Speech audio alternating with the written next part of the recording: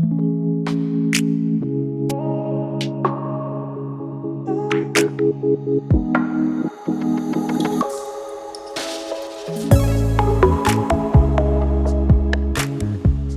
are hidden gems all over Scotland, but today we're at Crail Golfing Society in the East Neuk of Fife to meet the Chief Executive of the R&A, Martin Slumbers. So Martin and I have played some golf together in the past, and it's fair to say I've never come close to winning a match against Martin Slumbers. He's a handy golfer, sneaky competitive, and today's going to put us both to the test, because you can see from the way my hair and clothes are blowing, it's at least a 3 or 4 club wind. There's links golf and then there's links golf. So Martin and I first met back at the very beginning of my media career, and I always remember him being incredibly supportive for no reason at all. He didn't need to be supportive of me in my career, but I always remember getting a very warm vibe from him and being encouraging. And now I've gone on to learn that he's actually made it his mission to encourage participation and inclusion for women in the world of golf, both working, playing, and working in the media side, hospitality side, the managerial side, and then of course the playing. So he's behind initiatives within the R&A such as the Women's Golf Charter, and he continues to be a pioneer in this space, has already made a huge difference, and we've really got a lot to thank him for. I know I certainly do.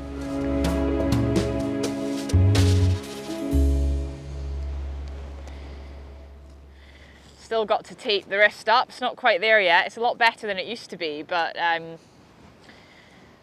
yeah, I've still got to tape it up just to hold it in place. And I make sure I use it to my full advantage to negotiate shots on the first tee. Oh, my wrist is so sore. It really is sore. People ask me, you know, how much golf do I get to play?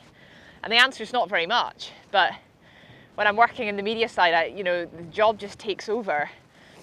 And it leaves very little room. You're always exhausted by the end of a week. And sometimes if I'm working a tournament, I might get invited to play the Monday after, and I'm just too tired. Normally just ready to get home, recharge before the next event. But when I do have the opportunity to play, when I'm not in the middle of a live work week, I absolutely love it. So what is this, for the shoulders? I do, yeah. Ah, that's good, isn't it? Yeah. Get a bit of that. I'm just getting, these days I just rock up onto the tee and give it a smack. And I know one day it's gonna bite me. It will bite you back. For doing that. I keep it in my golf bag. Yeah. I think I found a golf club. My father would remember, but we found a golf club on a holiday in the New Forest, and it was I always remember it was 7-iron with a rubber red grip. Wow. Very old-fashioned. And my brother and I, both very sporty, we started playing with that. But I got into golf through caddying. I wanted to earn some pocket money. Mm-hmm. We lived about a mile from a golf course, and a friend and I, we went down and started caddying. And in those days, a lot of people used to take caddies. This was a fairly average golf club. Mm-hmm. And there were 4 of us, and I'm a terrible mimic in everything in life. I copy things, I copy mannerisms, I copy people, and I was caddying for people who were good, and some were not so good. Mm-hmm. And the ones who were good, I started to copy their swing. Oh, really? And there was a wonderful professional, and I always talk about the PGA professional being so important, because this guy, as youngsters, this is back in the 70s, we weren't allowed in the clubhouse. You could go in the clubhouse maybe to go to the bathroom, but that was it. But we'd spend all day down there caddying, and then he'd teach us in the evening. He brought all 4 of us into the golf, and I'm the worst of the 4. The other 3 were much better golfers than me. It's very windy up here. This is it. This is proper links golf. No. Are you a fan of links golf? Oh, I love it. I love it. I do like playing within the trees. Yeah. But no, this is much more fun. Although this is a little bit extreme, Iona. This is going to be more right crazy up there. golf. Yes. So all my gear is down in London. And I came up here yesterday, and Right. Wendy said to me, You know you're playing golf with Iona, don't you? Oh, okay. So I found a set of clubs at home. Oh, well done. Some people say that you're already one up depending on what you turn up with on the tee. My father always used to say to me, for sport, always turn up with clean kit and shoes. Then you feel like a proper player golf. So how much golf have you been playing? Enough. Enough, right. Good, go on No, then. not a lot, not You a lot. can lead the way. No, wait. Sure? Yeah, I'm sure. I want to see one go into the North Sea before I do the same. I thought you were brought up with the power of positive thinking, Iona. Oh, look at that. Drawing back into the 40-mile-an-hour wind. That takes a hell of a hook. You've got to be joking me. Where is that? What a shot, Martin. Well done. Thank you. Oh, yes. I knew I was in trouble. I knew it. Do you remember what you wanted to be when you grew up? I think I got into my early teens. I wanted to do sport. I played too much sport. I didn't spend enough time working. I remember a family conversation where I was told I'm not going to be able to play golf until you got your degree. Really? So when I was 15, so that was 6 years. And I didn't play golf for 6 years. I think during that period I started to think about what I wanted to do. And for me at that time it was I wanted to be an engineer. I wanted to build things, make things. I was always doing that as a kid. Playing sport for a living, A, I wasn't good enough, and B, wasn't an option. Hold on, ball. So I wanted to be an engineer, and right up to the moment I went to university and did engineering, and left university, was offered a job in aerospace, and realised that wasn't for me. And I switched to being, I trained as an accountant for Price Waterhouse in London. Iona, you'll laugh. I had a bet that you'll be closer after 2 than me. You've got quite a nice angle in here, Martin. Well, we'll see in a minute. Lovely. Shot. Did you win? No. One down already. When you were growing up, you know, we all have things in our childhood that stand out to us and moments, you know, perhaps turning points and the moments that really kind of make us who we are. Do you have a sort of standout moment from your childhood that you feel spurred you on into that next chapter of being a young adult? The one I always talk about, and I'm fortunate to be chairman of governors of a school, and we have this Saturday, actually 2 days time, as our annual, and I'm going to talk to all the pupils. And the story I talk about was my housemaster. I was fortunate to be at boarding school, and he was also my maths teacher. And in those days, the head of house, which I was responsible for getting all the children, all the boys, to go down at night. And I had done that and gone back to my study, and he'd gone to bed. And I got open, I was sitting at my desk, and as a stupid 18-year-old, 17-year-old does, I had a cigarette. Yeah. And then my door opened to my study, and in walked my housemaster, my maths teacher. And he looked at me, he said, "What are you doing?" And I said, "I'm revising for my maths A-level tomorrow." And he then looked at me and he said, "Martin, go to bed, you will get an A." And walked out. And the point of the story is more that the greatest thing that he did was not to pick me up on something that could have upset me. Sometimes you need to turn a blind eye. And I think that has steered me well over the time. Sometimes you need to face problems, but sometimes you need to ignore them. It's another peach. Just up on the right-hand side, but super.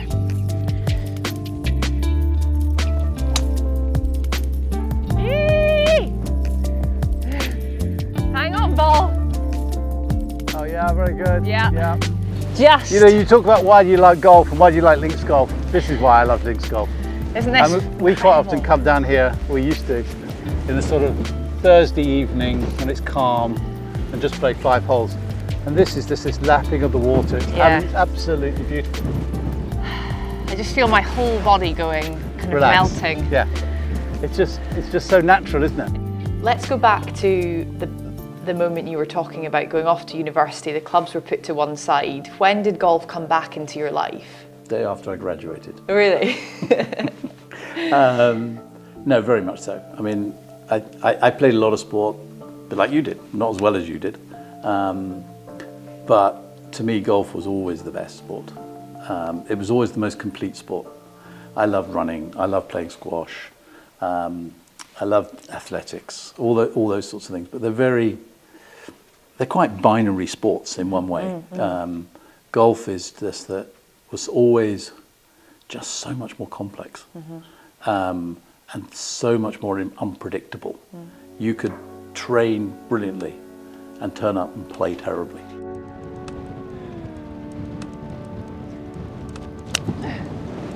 Yeah, sensible golf shot. Well played, Iona. Let's jump forward then to later in your life, just before, the chapter before you had the call to say we'd like you, Martin Slumbers, to become Chief Executive of the R&A. Tell us a little bit about that chapter of your life, and did you have a sense that this would be a position you would ever find yourself in?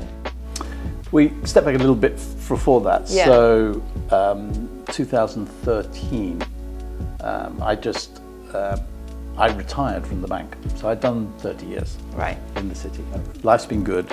I want to see how good a golfer I can be. So I said I'm going to stop, and I had one more go to try and play seniors golf. Wow. And I played golf just before I met you.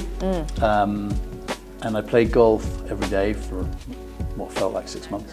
And I was bored out of my brain. Really? And that's when I realized I needed to be around people.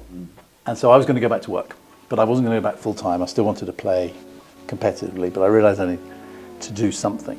And I'll never forget, and I was sitting at home, and my wife came home, and she said, I had my computer open, and I said, do you know where this is? And she said, no. I said, St Andrews. She said, where's that?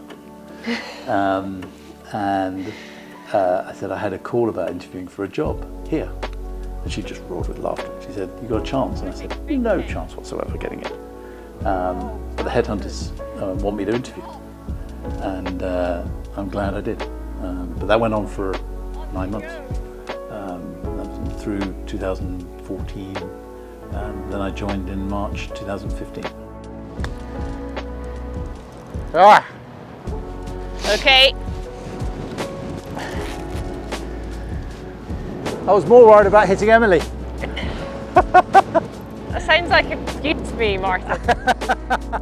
I don't genuinely believe and passionately believe that if you have one of the great jobs in golf, or you work in the best part of golf, whether it's the media or whether it's a governing body or whether it's a tour, if you genuinely do it to believe in growing the game, then you must play. You see it a lot in club golf, going back to the sort of the good amateurs. The trouble is, the difference, I mean, the average handicap in the men's game is 18. Well, an 18 handicapper has got no comprehension of a 2 handicapper. They think they're great. But a 2 handicap versus someone who can play for Scotland, massive difference. Yeah. And then the difference between that and being able to get a card on the European Tour, just another level. Yeah. Very good. And that's kind of our problem. And I think in the golf world and the media world, we've got to find a way to tell the story about how good the players are at the top level. Right. Better. Yeah. We don't show it well enough. We don't describe it well enough. And I think it would do the game a lot of good. Having lived here now for 7 years, and will stay in Scotland, we love it here. Playing links golf all the time. This is the way to show it, because one of the beauties about links golf is when the wind is blowing, which is most of the time. Yeah. Every shot, there's at least 3 different ways to play it. Yeah. Okay, so I mean, as soon as the ball gets up there, it's just gonna whoosh. You've actually only got to get it onto the front of the green there. Yeah. 180 to the pin. Playing 200. And 20. 20. Martin, I'm putting my ego to one side, and I'm going to play. Oh no, you really do want to win, don't you? I do, and I'm going to play a little knuckleball. Dennis Pugh says the way to play golf is to leave your ego in the car. Consider it left.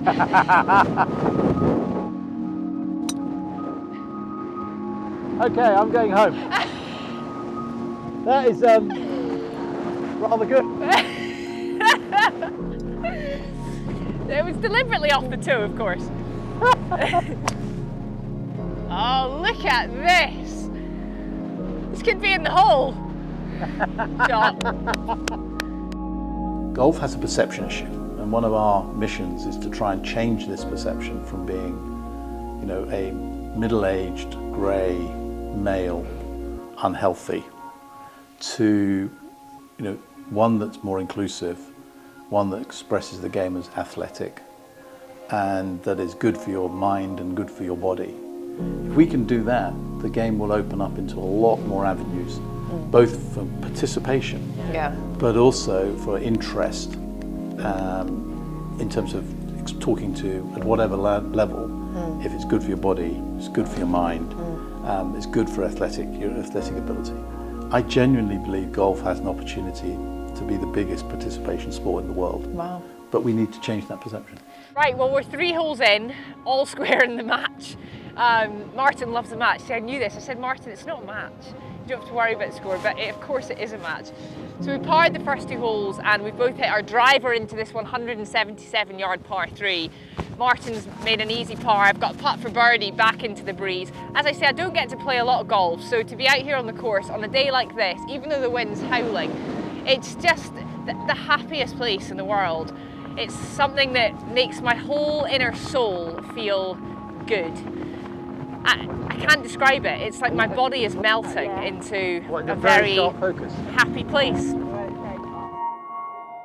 I know within that, and you've touched on it already, you've had a big mission to encourage more women and families to play golf, and the Women's Golf Charter is a part of that within the R&A. Why is that so important to you, Martin? I accepted this job at the same time that the R&A was voting to whether it wanted to become a mixed club. Right. And I wouldn't have signed my contract if it hadn't voted to become a mixed club. Wow. The crude numbers were, 7-8 years ago, that the average age of golf clubs were in there approaching 60, and 85 to 87% male. And golf clubs are getting older and older, not getting younger. So where's the game going to be in 10 years if you left it like that? So we needed to find a way, in my opinion, to actually get younger generation playing. And the way to do that was to get families. And the way to do that was to make the game more inclusive and have more women playing. And if we do that, the game will grow and thrive. A lot of people say to me, what's the purpose of the R&A? Why does the R&A exist? And a lot of people think, make the rules, run the Open Championship. Actually, if you look what we publish as our purpose, is to make the game more inclusive and ensure it's thriving 50 years from now. And if it's thriving 50 years from now, it needs to be much more family orientated. And that's what I was so passionate about, and that's what I think is the future. And I think we're beginning to make some great strides. Yeah. And it's a bit about my view about the game being more inclusive is, golf started in Scotland in the 1400s. And yes, it was lords playing golf, but it quickly became a game for the people. But more importantly, it was part of community life. And I think that sense of people and community is what makes golf here in Scotland different to anywhere else in the world. And the whole game needs to go back to that, in my view. But let's remember why the Open exists. In 1859, Alan Robertson, the best golfer in the world, died. The reason the Open started in 1860 was a group of men at Prestwick who said, how do we identify the champion golfer in the world? And 150th playing later, you're still called the champion golfer. and it is still all about the golf tournament. There's all the razzmatazz around it, but at the heart, it's all about somebody walking onto that 18th green, Yeah. being called the champion golfer of the year, Yeah. and he'll be the 150th one. Wow. And I think that's why people are going nuts. Yeah. I've got a chill just thinking about it. And that's what very few tournaments, championships, sports have got that. Yeah. You've been called the champion golfer of the year for since 1860. Yeah. Every year. Every year. Arguably, you've got the best office in the world. It's not arguable. It's not up for debate. Okay, you have the best office in the world. When you're walking in there into the Royal and Ancient Clubhouse, up to the office you go. Do you pinch yourself in this stage? Every day. Do you? Every day. You know, I was brought up in a way where values are very important. And I think the game supports that. I think values are very important to the game. You have a responsibility. And I do feel in my job I have a responsibility to people who play the game. I have a responsibility to the people who work for the R&A. And I have a responsibility to reflect history. And I take it all very seriously. And I think about my role, though, is to try and reflect history in a modern way. You know, my office no longer has any paintings. They're all photographs. But they're photographs of emotional moments in the game. And that is reflecting history, but in a modern way. And I think that's what we need to do. We need to just keep going forward, but don't forget where we came from. Oh! In the jaws! Oh, wow! Oh, pick it up, pick Smashed it through the break. That was enough to win. Martin, thank you. Thank you very much. You too. Finally, a victory.